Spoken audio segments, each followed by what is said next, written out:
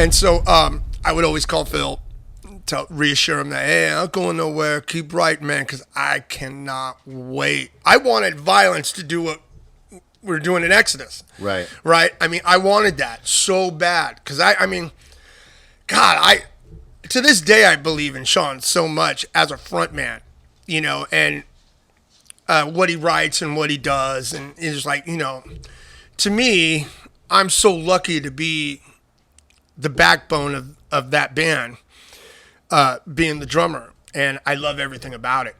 You know, it's awesome. You know, and to get back into it at this time when life is good, life is straight, sure, health is good, older, wiser, kids are gone, and right, you know, and this is your only focus again, like when you were 16. Somewhat, kind of. Right? I know this because I feel the same way.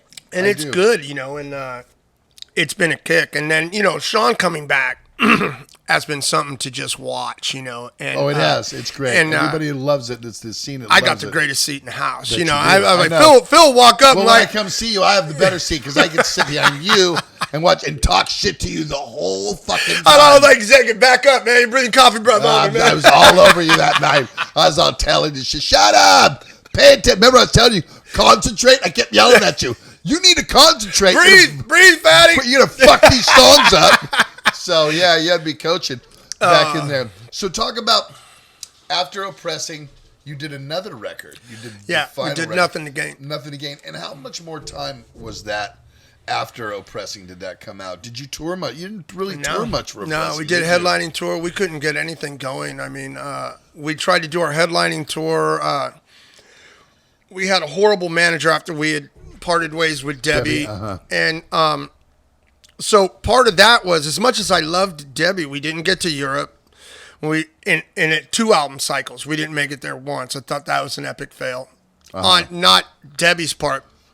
But do you think because, like you were talking about, it was so dysfunctional from every aspect of the business end that something like that wasn't going to happen because everything else was just climbing hills and valleys to get achieved, you know? Does it seem like that? Maybe. I mean, I didn't know because we didn't make it over there at that time, so I couldn't tell you how hard it was. Even though, again, Perry, it was a tough sell at that time. It really was to get over there. You had to have it going on. You really did. But the other part was with Megaforce, we didn't even have a record release party for Oppressing. We put that on. We did that ourselves and thought, okay, wait a minute.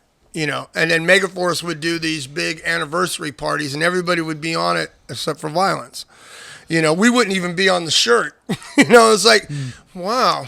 You know, okay. That was us in Capital, but yeah, I know how that is. Right, right. And so, you know, you start thinking like, okay, well, that's cool. I mean, if you don't want us, you know, can we do something else where, you know, we can just make records, you know, and just do what we do. And to be honest, there was a certain point where I was happy with that. I would just make records and go to band practice and work and be fine because then I don't have to leave my family. Right, and leave your have family, to do all that.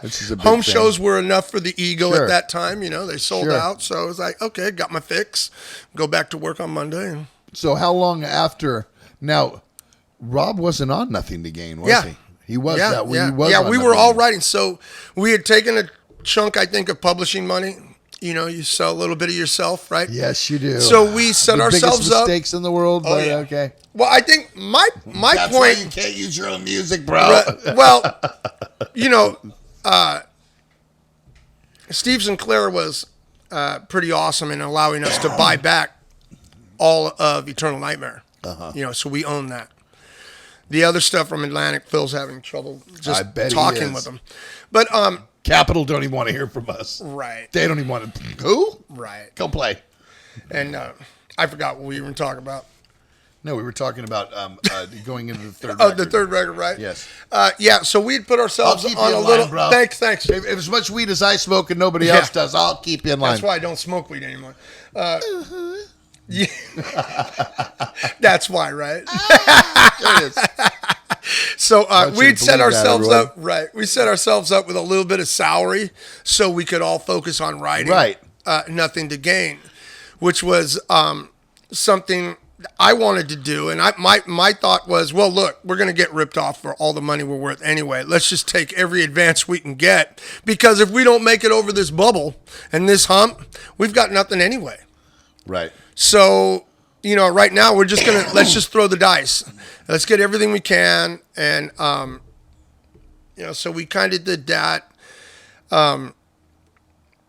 My perspective and my look on Nothing to Gain was it was an amazing record to write. The songs come off great live.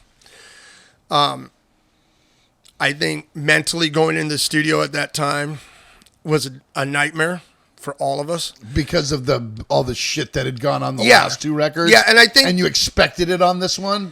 Well, I think you start getting in each other's heads, right? And about anytime... the first record... And even the second record, everybody leaves everybody alone. You play guitar, so whatever you say goes. I play drums, whatever I say goes. By the third record, it's like, well, I wrote this part. I want you to play it like this. And that works too, but there's a lot more give and take on what other people's ideas are as opposed to 5 people collaborating and changing them. Right? And so you have that. That has to work in a scenario of greatness, right? In order for it to actually, yeah, for it to jive, right? Exactly, for it to come across, definitely. So any headwinds, and you're out the door. And I don't even want to mention his name, but the man who produced the record, in my eyes, just didn't work. I wanted Alex Perialis to do it, and it didn't work. And I learned a lot of things from Alex, as far as recording. Things have to sound good right when you get out of the box. Don't let anybody tell you they'll fix it in the mix. Right. So the first thing I hear is, "Oh, we'll fix it in the mix." I'm like, "Ding, no, I don't like you at all right now. You and I are just not going to work." Do it right. Yeah, I'm like, because that was the first thing I was told not to hear, and it's the first thing I get told. Like, wrong. And, the producer for that record was chosen for us, even though we paid the bill. Right. And but you got to have a little bit of control there, We didn't have any by that point. We're trying to make I know that too, so many people happy. Force of habit, we didn't have either. We were the guys in the band, and that's all we were. Right. Everybody else ran what went on. I mean, we did Atrocity, which is just a really far off song from anything off of Pressing or Eternal Nightmare, right? I mean, it's cool, but it's just different. And I like the song, but it's different. So when we gave them that on a demo, they were like, "Yeah, we like this. We want everything to be the same but different." And Sean and I and Phil were like, "Okay, yeah, we're gonna work on that." And I remember getting in the van, Phil's dad's van, right? Harry. Love the van. Oh yeah, it was awesome. I remember sitting down, and I remember Rob being the one going, "Fuck him. This is some bullshit, man. We gave him all that, and all he can tell us is some other crap. This guy doesn't know what he's talking about." And we're like, okay, might be, but, you're under contract. We spent some of the money, so... We've already spent some of the money, so we kind of got to do what he says. You're or stuck. He's not going to put it out, just like the last 2 times, right? You're stuck, yeah. Right. And that's it. So, they hung up the pressing a little bit, and we don't want that to happen. Meanwhile, as time's passing by, the Seattle grunge scene is just picking up steam, taking over, and here we are, lame dogs, dick in the dirt. Just we were already done. We were done by May '93 was the actual last Exodus initial show from the first run on May of '93. It wasn't. I couldn't get a game of jacks to save my ass. You understand? I couldn't nobody wanted to hear it. Nobody cared anymore. Right. So, no, was that right. kind of the demise then, Perry? And you didn't really tour for that, did you? Not at all. No. So that came out, or it didn't come out. It just sat and sat and sat, and then finally, I think some guy in Europe, Bleeding Heart Records, put it out over there or something like that. And none of us were happy with the production. I mean, at that point, we didn't finish an album. We just abandoned it. So they just kind of did what they did with it. And, you can even listen to it. And I mean, the mixes are all different on it. And it shouldn't be that way. And we paid a lot of money to get a crappy job. That's why we won't mention names. How long more did it go before it was kind of designed? And talk about, was it a conversation that went between you guys? Because I know that, Robin went to join Machine Head. Yeah. And so he had some issues. He was bringing in material, that obviously became out first Machine Head record, which is great stuff, but it was really fast. It was it was everything that Johnny Z didn't want to hear. From our meetings. Right. And so, you'll hear Rob in interviews and he'll say, "Oh, well, I brought this and I brought that," and they didn't want to hear it. And it's like, no, loved it all. Would have been amazing. A record label didn't want to hear that. It didn't matter what we wanted. Right. And at that point, you're just trying to save ass. I know this, though, because if you listen, and everybody's always like, well, what about, Force of Habit, Zetro? I'm like, that was a record that was driven by the record label. We're on Capitol, 7 record deal. Anybody with history has one. $3.5 million contract, and it's like, yo, guys, we kind of want it to sound, so we want you to demo all the songs before we're actually so we can okay them. So we can okay them. Every song. First time ever happened to Exodus, Force of Habit had to be, which I'll talk about that record down the line as I've done all the albums, and that's part of it, that we were under, is this good enough? Everything about the industry had changed, and it was all different. I mean, we were probably overnight. It seemed like overnight. Because, we were that last group of people who could just destroy stuff. And, we were all high all the time and drinking. And then the group behind us that came right in were all out of college to play, guys come out of a drum institute. Like, no, I just play in my garage at my mom's house. So, exactly. I played in jazz band. Can you read? It's like, I can read the paper. No, I could read, but I can't read fast. I can tell you what everything is. Right. But I couldn't sit down, play and read, and all those guys were straight, totally professional. Oh, yeah. And so whole nother element. We had to hit that, Right. And so there was a lot of things that changed, and they changed real quick. So internally in Violence at that time, Rob's going in he's got another thing, he's probably going to do. What's the mentality of everybody? Did you guys sit down and go, we're just going to disband this? Because Ray came in, but did he come in for Violence? Yeah. I went. You did. I think Sean and I talked about Ray, and then I went over and I friended Ray, because I'm like, I got to be able to hang out with this guy. Right. And let's go see what he's about first before. Greatest dude ever. He's a good dude. But I was like, I know how our band is, and I know how Sean and I are, and he was in a punk band called Social Unrest. Yeah. And I loved Social Unrest. Their singer was like one of my, but Social and that's Unrest how we knew was him. like, and he was a punk guitar player, and I was a punk. Yeah. Remember we'd go to punk shows every once in a while when, was something we wanted to be ruthless and go get in a fight or something like that. We'd go, let's go to a punk show, probably get a fight there. Yeah. And then we go and I'd go see Social Unrest. So I knew who Ray was. Yeah. You know what I mean? I used to tell Well, we all knew who Ray was, and we'd talk with him back and forth here and there, a little bit. But it was time. Was it now Rob quit or Rob was terminated? It was probably simultaneous. So it was all it at was the same time. It was like you're fired, I quit. Right. Well, good because I quit, kind of thing. Well, I guess, yeah. I don't know the chicken or the egg. It doesn't really matter. They both appeared. So that's how it worked. And did you already have an idea that Ray was going to be your guy? You didn't. No. How much time went in between that when it was maybe just 6 Phil? months? 6 months. Yeah. Were you doing any Violence gigs with just Phil? No.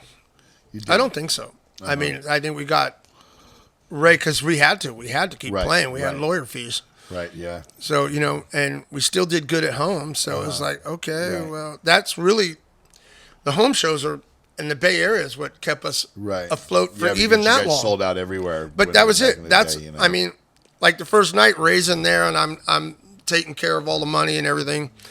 And back then we walked out with like $7,000, which back there in the '90s was a lot of money. That's a lot of money. And because tickets were $15, right, $12, right, and you paid other bands decent. And, sure, they kept a percentage. Right. Right.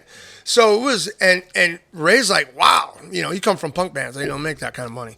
And I was like, yeah, but you want to hear the bad news?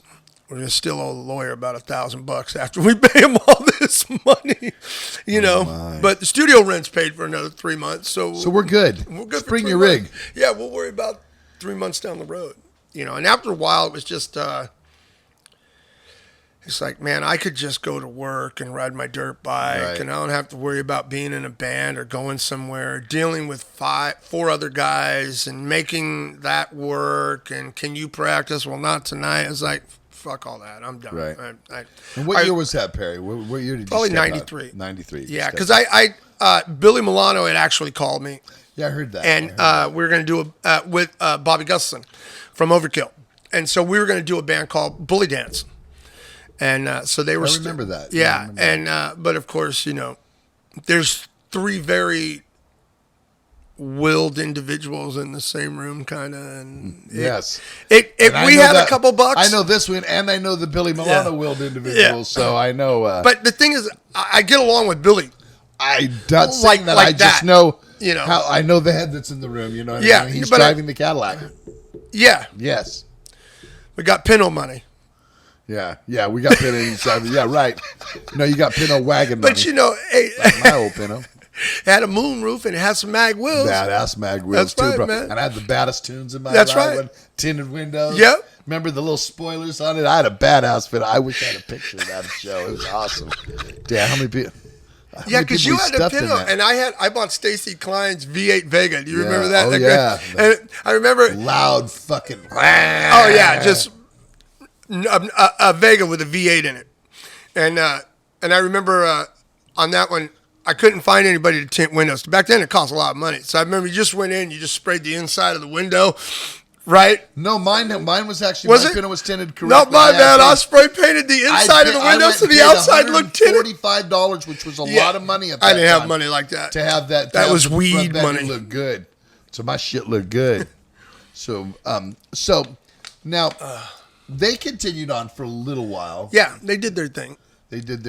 And but now you stepped out of the music scene. Yeah, for a and while. just we always made it about it was you, it was me, it was this, it was that.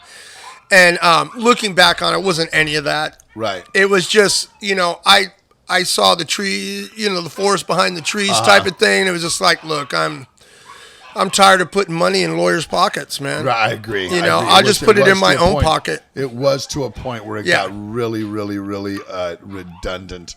Right. You know what I mean? Kind of like we did the same thing.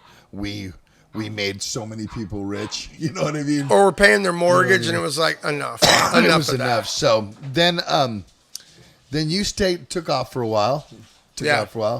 And then we kind of hooked up back in there. Now, well, this was years later, too. Yeah, but that's what I'm saying. Did you do anything in between that time? Not really, did you? No, not really. You played with Joey. That's how kind of we got into it, right? Joey Parra? Yes. And that's how I kind of got brought into the mix. Remember, it was me, you and him at first. And we were just jamming. And so he had the big front room, and he's like, you can set your drums up if you want. And it's like one thing led to another, and there were a couple nights jamming, partying, whatever. And we lived in Castro Valley. He was in Castro Valley. Right. So everything just kind of worked out. We're like, oh, well, now we can go back and hang out. So then in 98, I moved to Castro Valley, and we started, actually our families started for about a good 4-year period. Yeah. They started hanging out very closely. And then you and I was working at a door place with a guy named Kevin Moore. Who you eventually up in Freeload. But we put this band called F-Bomb together. And it was kind of heavy. Remember Adam? You loved Adam. Adam was the obsession. Adam Black. Right? Adam Black. I see him now and again, too. And I love Adam. I gave him the most shit, but I really liked Adam. Yeah, Adam, you did give him shit. I did give him shit. You gave him but you rode that. I don't know guy. if it's just because the dude was so cool. I don't know. I don't know why. Why you were such a dick to him? Well, no, you were a sarcastic to him, is what you were. Well, because he would go over to his aunt. Well, he had his eyebrows were down. Adam, he keeps himself. Loved the guy to death. Yeah. And say, hey, Adam, like your hair, like your eyebrows, they look good today. And yeah. Just shit like, nice shirt, Adam. You know what I mean? And he'd be like to me, he'd be going like, why does Perry fuck with me like that? Because that's Perry. Okay, he's angry at everything else in the world, and he's taking it out. He knows he can't take it out of me because it'll just bounce right out. I'll laugh at his head out. I don't fucking care. And so he's. It's a waste of time. It's a waste. Exactly. Yeah. It's sticking to you. It sticks. He kept coming at you, and so you just gotta. But Adam would always, he'd walk up to his stack and he'd take like 10 minutes to tune on like 11. I know. And just like, dude, all right, I know. He was great. So we started that project in probably about 99 or 2000. Yeah, it was right the first there. thing that I did since Exodus in 2003. I mean 93. I was that got us back into a little bit of playing. Yeah, got back into playing. We were doing some clubs and stuff. But we were have a tape of that, or probably somewhere. I don't. God, because we probably had about 7 or 8 songs. Yeah, 7 or 8. Last Rites. There was some songs. Trust. Yeah, there was some good Triangulation. Songs. Triangulate. There was some good songs in there, and then I know that we had the kid. We had the kid. Jason. Yeah, Jason, great player. Yeah. Great player. Kevin, and Kevin. Yeah. So it worked out. It worked out good, and we did some clubs and played in a time when Korn and Limp Bizkit and Rob Zombie were the only thing metal that was coming out. 99, 2000. Thrash bands were not back together yet. In fact, remember, because Violence reformed and Exodus reformed, and Legacy for the Chuck Billy thing. Which kind of kicked everything. But we were already doing stuff. Slowly. So it wasn't... Right. Yeah, we'd had to warm up. So then we were doing that for a couple of years, and then that's when Paul died, Bailoff. Right. And then that's when I got asked to come back there, and it was kind of like... Because he was there for the Thrash of the Titans, He was there for that. Yeah. It was after that. It was 2000. That was you in guys split August, it, right? August in 2001. He died in February 2002. Yeah. I didn't split. I only sang one song with him. I did this Legacy set. Right. But I only sang one song. I did Brain Dead with Exodus that night. And so that's when I went back to them full time. I remember that song. I picked that song when we were playing just because it was the easiest one. Oh, right. Plus, it was fresh off the last record. So but I was just like, I got that one. Okay, that one's on the list. I can play that. I can play that one. So I remember that was the timeline. And then you went on to continue to play with Kevin. Talk about that, because we kind of disbanded F-Bomb. Jason went and did something else, and so I went back to Exodus. You kind of ended up with Kevin doing like a 311 type thing. It was kind of like reggae rock kind of thing like that. Yeah. He had all this material that he'd done on his own, doing all his own like drum machine kind of stuff on it, and I just liked it. I don't know why, but I just kind of liked it, got into it. And there was a time, even after the Violence stuff and leaving Violence and all that, because that Violence reunion, for me, it was like I had quit a really bad drug habit, and getting back in Violence was rekindling that bad addiction. It was awful. You know what I remember about that night, Perry, was, because remember the night was magic. I remember our families were very close at that time, but when you played your set, your son started crying.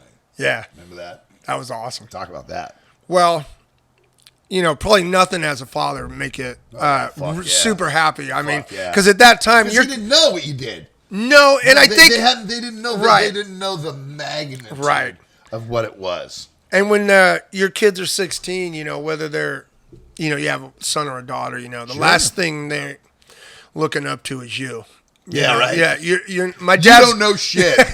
Yeah, piss off and give me $20. Yeah, exactly. My old man. Yeah. No, your dad was a great drummer. My old man's a dick. Leave him alone. You know what I mean? Made me clean my room. Yeah, I know. So so that was kind of the coolest thing. You know, I thought that was that was cool too. That was a blessing. That was cool special. to see that happen. Yeah. Because remember, we were all in the van that night. Yeah. We all drove together, and I had a van conversion badass when I had them. The kids were younger. Beat that to death. Remember, God, we took that to Raider games, A's games. We beat the shit out of that. It was killer. So I remember that, and I remember your son cry. You were behind your drum, where watching, going, "Yeah, my dad was great. My dad was." Yeah, really I remember a great him guy, really excited. Like after that, we're downstairs, and Paul's there, and Johnny are there, and there's a picture, and I have a picture with Ramirez. You know, it's the four of us. I think Harold took it. Well, I have another picture where Mike is there, and Mike is just like, what do I say? What do I do?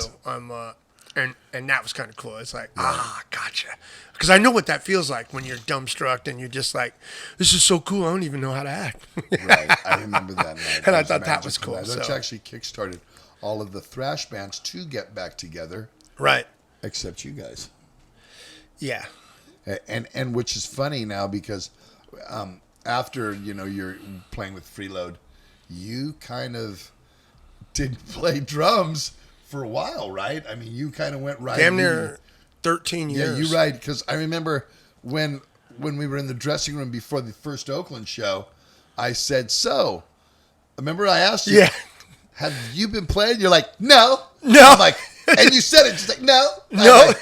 Like, at all? Like, no. Like a month ago when I pulled my drums out, I'm like, really? Okay, so this is going to be interesting as all hell. Yeah. I'm going to sit right behind him and watch this push. Boy, am I going to boy, am I going to get him back now. I'm going to sit behind him the whole set and talk to him, to coach him and yell at him. And I did the whole time. But I have to say, you were spot on. And Phil and I spoke about that, like, because I had him on the show the next couple of days, just real quick to talk about the gig. And I thought that you were like, I couldn't tell you had not played for 13 years. Your cymbal accents were really on spot. And I'm watching. Yeah. I'm not going to, me, I'm going to come I right up. can feel it. I'm coming right up to you going, God, boy, did you fuck that song up. What'd you do there? Yeah. Jesus Christ. You don't listen to your own albums? Yeah. You know what I mean? It's like, and I couldn't say that because I thought, and I told Phil that, I said, Perry was spot on. He's like, I know, Perry was spot on. So I think being a natural musician, I think that you never forget. Well, I got riding a bike or fucking, you never forget how to do it. But I got to be honest. I mean, Phil being Phil, this time and day, there was and Sean coming back. Sure. Was this bar that in my head was super high. Like, all right, there's no skipping today for practice because you don't feel like it, right? Right. There's no going out on Sunday to ride your dirt bike. So I put my bikes put away. Right. I got a commitment. And now, what I want you to focused on that. What I want you to talk about is what was the call to you like when you first got the call, and what was your reaction, and what were you asking, and who called you, and how did that go down? Well, was it Phil that called you first? I think, yeah. I believe it was Phil or Sean or so it might have been a group. Sean talked to Phil first. I know that. I know. Yeah, Phil, he told me about that. And then, once that was a go, then it was myself, and I was like, I didn't even think about it. I don't even think I actually processed it before I said yes. I just like, yes, yeah, let's do that. Yeah, let's do that. Because my life is awesome. Right. I'm completely blessed with so many different aspects. I was like, now is a perfect time I can add that. I can commit to it. Really. And give, some actual attention that it's going to take. Yeah. And like it was back in the day. I totally understand. And I was like, I'm up for the challenge. Let's just see what happens. I didn't know if I could do it. So I just thought I'll commit and I can do anything I want if I put my mind to it. And so that was that. And it took waking up in the morning before work, spending an hour behind the set doing rudiments that I never did before. I never practiced when I was younger. Never, except for playing with the band. But I never practiced double bass. I never practiced rolls. I never did any of that. I didn't like it. Didn't do it. Never. And now I'm waking, my wife Steph goes to work really early, and I go to work at like 9. So she's out of the house at 6. So that's my time. And So do you actually physically and mentally need to work on your craft now? You think? I always do. But now it's like different. You said, you didn't before. You didn't even think about it before. Now it's different. I want to. Okay, let me ask it again a different way.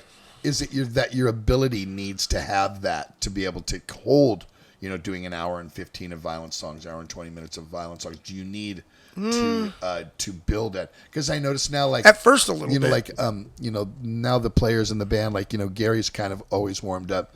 But now the other guys are starting to, and they're all saying because, as they're getting older, their limbs are, they need to, whereas they never needed to before. Right. So is that the case? No, we were, in the old days, we were smoking pot. We were at the bar and just walked right out and played an hour and a half. It's like, give me my mic. I didn't want to say that, but yeah. I can. My show.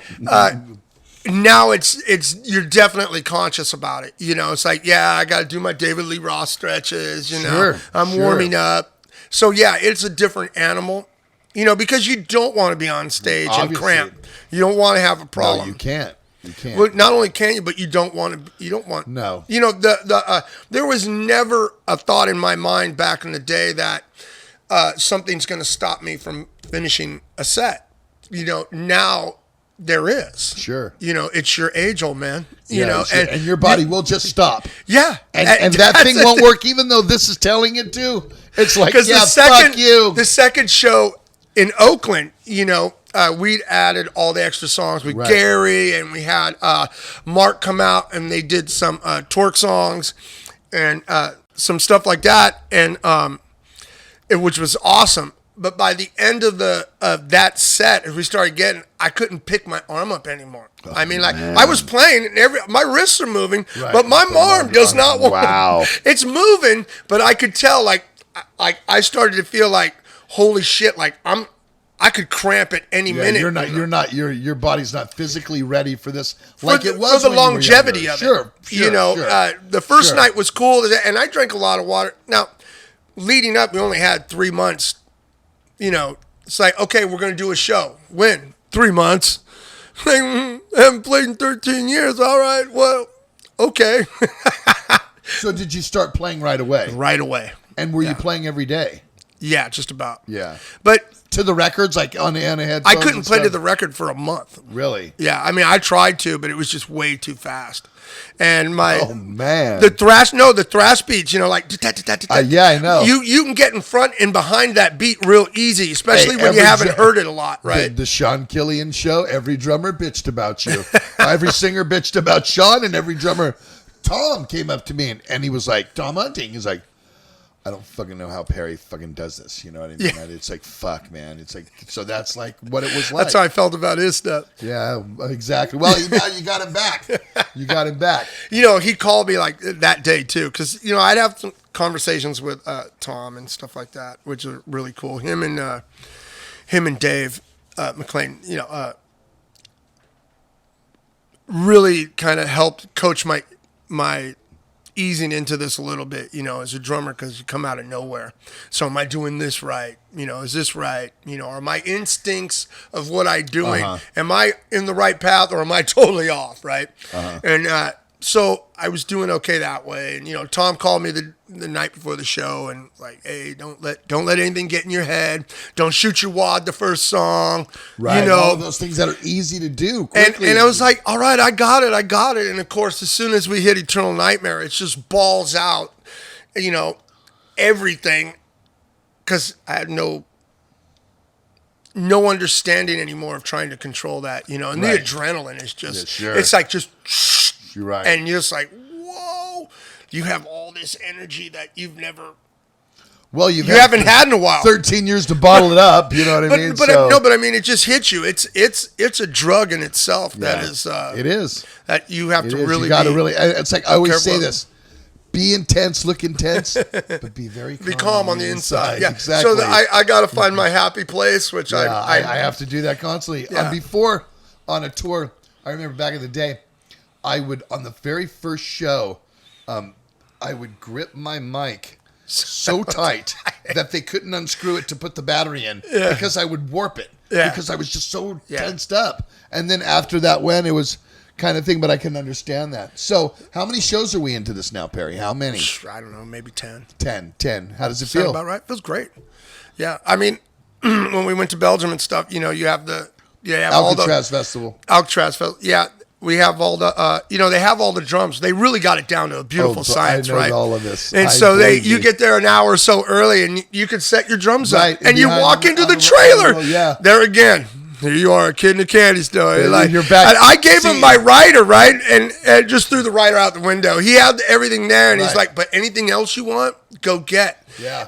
And so I spent like a half hour drooling at everything. There's 3 rolling drum risers where if you want 2-3 bands before you go up, tweak with your kid, you can. And I end up going right back to everything I play on. I built like a crazy thing and then went right back to normal.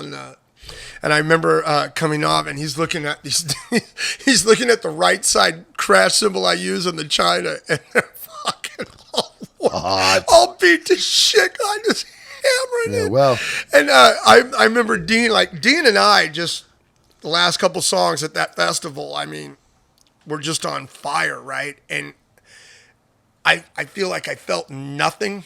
You know, you're just so high on all that adrenaline.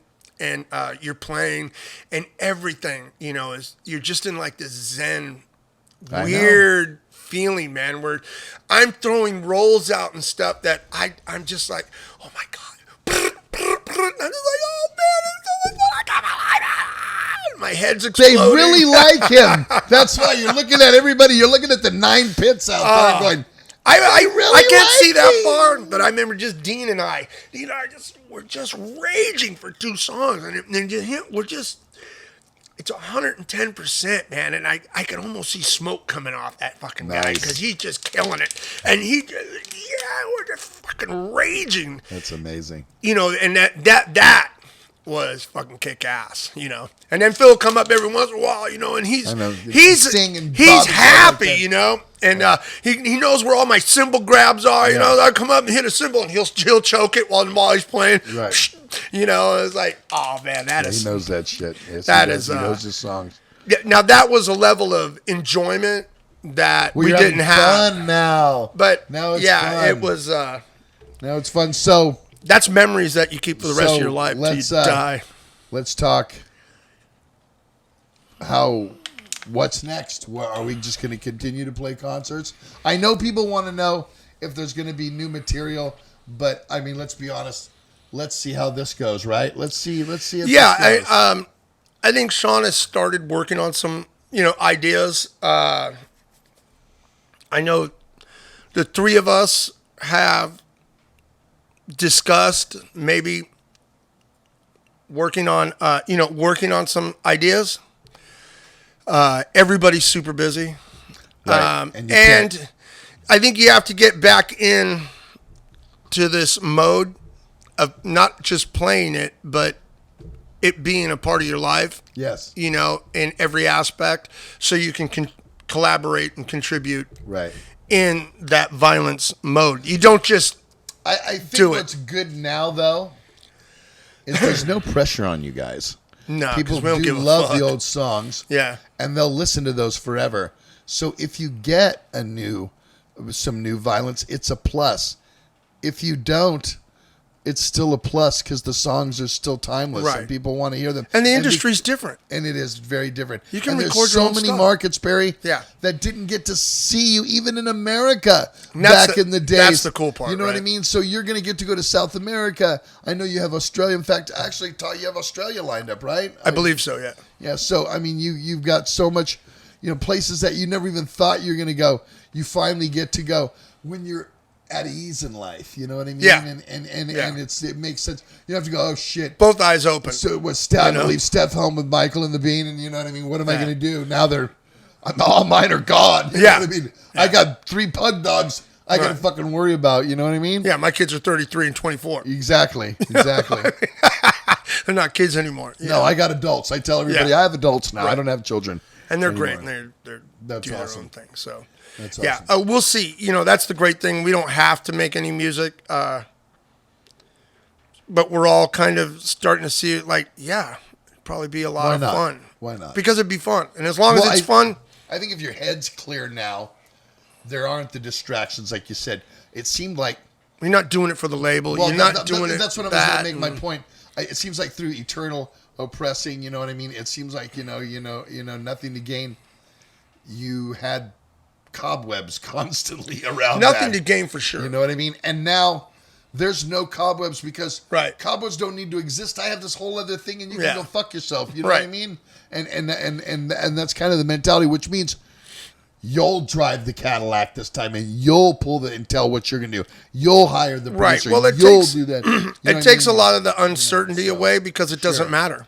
Right. No, Because, that's you the know, whole we thing. can go out and Who fall cares? flat on our face. Right, So what? who I go cares? back home to making a Right, ton of money. Exactly. Who fucking Right. cares? And that's what's good about it. I mean, we care, but, you know, it's not Right. going to be You the gotta, end all. you gotta act like you don't care so you get what you want. You know what I mean? You know, it's one of those things, Yeah. man. Yeah. Right on. So So we'll see what happens, you know. we will. So all of you guys who watch this show and get me to bring everybody in here, here we are again. Yet another one. So leave me comments. I know we'll get probably a couple of 3 episodes or something out of this conversation. Leave me comments. Where did you go see Violence? Do you want to see them play some, write some new songs? I know you guys do because I see all your comments from Sean and even Right. from Phil and Let's everything just say, else. how about the best story?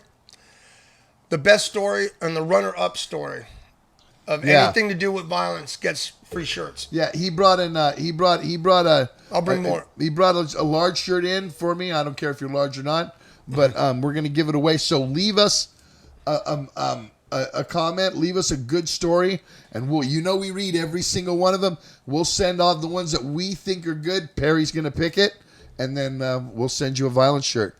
Yeah. Right on, bro. Thank you for coming in. So awesome. It's man. so awesome. I'll have you back. We're going to talk about other stuff. There's so much. Yeah, we so just many scratched the things. surface. We didn't even really talk about Big Willie too much, or Debbie, We've got or so many things so to talk much, about. That's why I said I just kind of pretty much wanted to make this about you. Right. You know what I mean? And your. We go on one contribution to topic it. and it sidetracks into 10 See, more. that's what I'm saying.